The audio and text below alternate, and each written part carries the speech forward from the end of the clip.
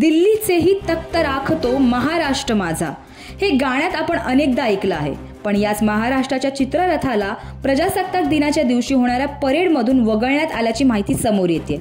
दिल्लीत प्रजासत्ताक दिनानिमित्त कर्तव्य पथावरील प्रतिष्ठेच्या संचलनासाठी 15 राज्यांची आणि केंद्रशासित प्रदेशांची निवड करण्यात येते. पण यावर्षी या यादीत महाराष्ट्राचं नाव तुर्तास नाहीये. आजपर्यंत महाराष्ट्राला 14 वेळा उत्कृष्ट चित्ररथासाठी पारितोषिक देखील मिळालं आहे. यात 7 वेळा पहिलं पारितोषिक, 4 वेळा द्वितीय पारितोषिक आणि 2 वेळा तृतीय पारितोषिक मिळालं आहे. तरीही महाराष्ट्राचं नाव या यादीत नसल्याने या विषयाची राजकीय वर्तुळात मोठी चर्चा होताना दिसून येते. यावर विरोधी पक्षनेत्यांनी प्रश्न देखील उभे केले आहेत. मुख्यमंत्र्यांसह शिवसेना उभाटा गटाचे नेते संजय राऊत यांनी यावर प्रतिक्रिया देखील दिली आहे. ते या प्रतिक्रियेत नक्की काय म्हणाले ते आपण पाहूयात. महाराष्ट्राचा चित्ररथ का नाही असा प्रश्न शिवसेना म्हणून मिरवणाऱ्या उपमुख्यमंत्र्यांनी नरेंद्र मोदी आणि फडणवीस यांना विचारायला पाहिजे. शिवसेना आम्ही विचारलेत प्रश्न याआधी, आम्ही एकत्र असताना विचारलेले आहेत.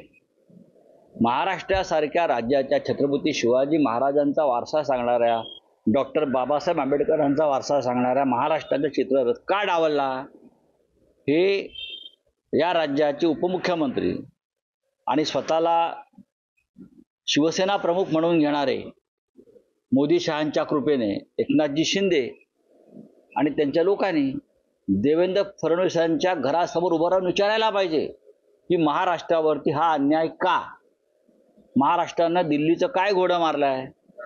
केजरीवाल यांचा सुद्धा चित्ररथ नाकारला गेला, दिल्लीचा आणि महाराष्ट्राचा. बरोबर आहे. अजूनही फडणवीस म्हणण्यापेक्षा मोदी आणि शहांचा महाराष्ट्रावरचा राग किंवा आकस संपला नाही का. आता जिंकलात ना, ईव्हीएमने तुम्हाला विजयी केल्यावरती सुद्धा तुम्ही जर महाराष्ट्रावर अशा प्रकारचा आकस, महाराष्ट्र का कलेच्या क्षेत्रामध्ये काय एवढा कंगाल आहे का.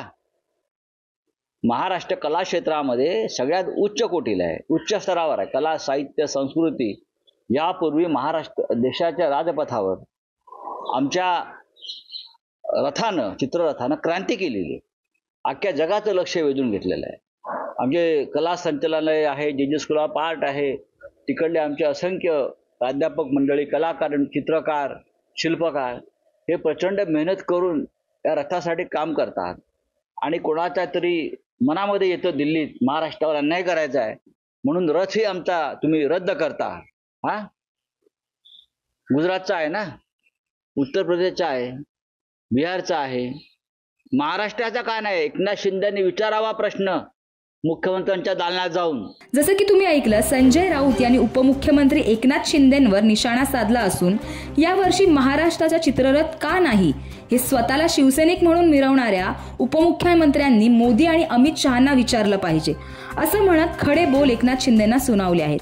याच विषयी अधिक माहिती देत आणि महाराष्ट्राला चित्ररथातून वगळण्यामागे नक्की काय कारण आहे याचं स्पष्टीकरण मुख्यमंत्री देवेंद्र फडणवीस यांनी दिलं आहे.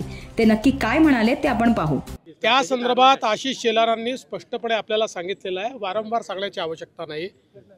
त्या ठिकाणी सगळ्या राज्यांचे चित्ररथ असतात, आपल्यालाही बोलवण्यात आलेलं आहे. मात्र त्यातले 15 चित्ररथ हे रस्त्यावर असतात, बाकी एका ठिकाणी लोकांकरता पाहण्याकरता ते ठेवले जातात. आलटून पालटून राज्यांना संधी मिळते. गेले 4 वर्ष आपल्याला संधी मिळाली होती, म्हणून यावर्षी आपल्याला संधी नाही आहे. मागच्या वर्षी मोठ्या 3 राज्यांना संधी नव्हती, त्यामुळे याच्यात काही वेगळं होत आहे किंवा महाराष्ट्राला डावललं जात आहे वगैरे असं काही नाही आहे.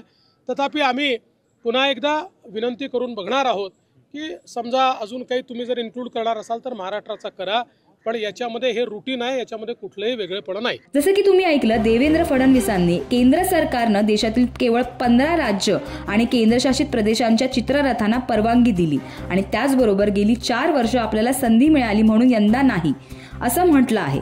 यावरच माहिती व तंत्रज्ञान त्याचबरोबर सांस्कृतिक विभागाचे मंत्री आशिष शेलार यांनीही यावर प्रतिक्रिया दिली आहे. तर बघूया ते नक्की या संदर्भात काय म्हणाले.